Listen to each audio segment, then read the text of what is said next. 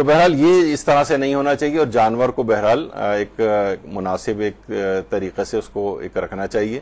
اور مذاق وذاق کرنے کی اس کے ساتھ جو ہے وہ اتنی ضرورت نہیں ہے۔ بچے کھیلنے اپنے طور پر وہ ٹھیک ہے، لیکن اس طرح کی جو ابھی آپ نے چیزیں دیکھی یہ نہ کریں اس کے ساتھ۔ جانور کی عمر کتنی ہونی چاہیے، یہ ایک بڑا اچھا، ابھی دیکھیے ابھی صرف جانور کی خریداری استطاعت اور وہی چل رہا ہے، اور یہاں پہ ٹائم ختم ہونے والا ہے۔ تو بہرحال جانور کی عمر کتنی ہونی چاہیے؟ آغا سیستانی فرماتے ہیں کہ احتیاط واجب کی بنا پر اونٹ 5 سال کا ہو چکا ہو، گائے ہو یا بکری ہو تو وہ 2 سال کے ہو چکے ہوں، دمبا ہے تو وہ 7 ماہ کا ہو چکا ہو، یعنی زیادہ ہونا چاہیے، کم نہیں ہونا چاہیے اس سے۔ اگر کم ہوا تو احتیاط واجب کی بنا پر وہ قربانی کے لیے کافی نہیں، یعنی مستحب قربانی کا ثواب آپ کو نہیں ملے گا۔ جانور حلال رہے گا، یعنی ذبح کر لیا، کھا لیا آپ نے، وہ ٹھیک ہے، اس کا وہ حرام نہیں ہوا۔ اچھا، اب مسئلہ یہ ہوتا ہے کہ اگر اس عمر کا جانور ہمیں اس سے کم مل رہا ہے، یعنی 5 سال سے 4.5 سال کا اونٹ مل رہا ہے، 1.5 سال کا مثلا گائے اور بکری، وہ بھی پورے گائے اور بکری جیسے ہی ہوتے ہیں، چاہے عمر ان کی تھوڑی کم ہو، دمبا 7 مہینے کے بجائے 6 مہینے کا مل رہا ہے مثلا،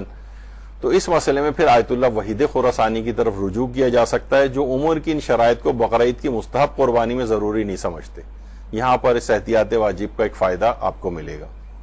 تو یہ عام طور پر بہت زیادہ مسئلہ پیش آتا ہے، ورنہ کیا ہوگا کہ اگر آپ اس سے کم عمر کا جانور لے کر آ گئے، جو بظاہر دیکھنے میں اتنا ہی لگ رہا ہوتا ہے لیکن اس کی عمر کم ہوتی ہے، تو وہ کہتے ہیں پھر یہ مجزی نہیں ہوگا بقرعید کی قربانی کے لیے، یعنی آپ کو ثواب نہیں ملے گا۔ جانور حلال رہے گا، گوشت کھا سکتے ہیں اس کا، لیکن یعنی بالکل ایسا نہ ہو کہ آپ کوئی بچہ سا، کیونکہ وہ سستے بھی مل جائیں گے آپ کو، کوئی اٹھا کر لے آئے کہ بھئی دیکھیے تو ہے تو نا جانور ہی، وہ کرواتے نہیں۔ عمر بھی اس کی صحیح ہونی چاہیے، یعنی 5 سال مکمل کر چکا اونٹ، 2 سال گائے اور بکری، دمبا 7 ماہ مکمل کر چکا ہو، اس سے کم نہ ہو۔ کم ہوگا تو پھر احتیاط واجب کی بنا پر وحید خراسانی کی طرف رجوع کیا جائے گا۔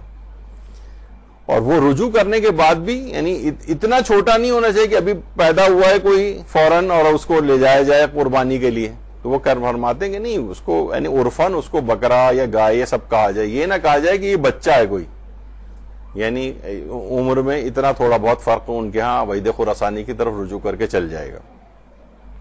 اچھا، اب ایک چیز بڑی مشہور ہے، عمر تو یہاں پر نہیں، یہاں پر دانت دیکھے جاتے ہیں عام طور پر،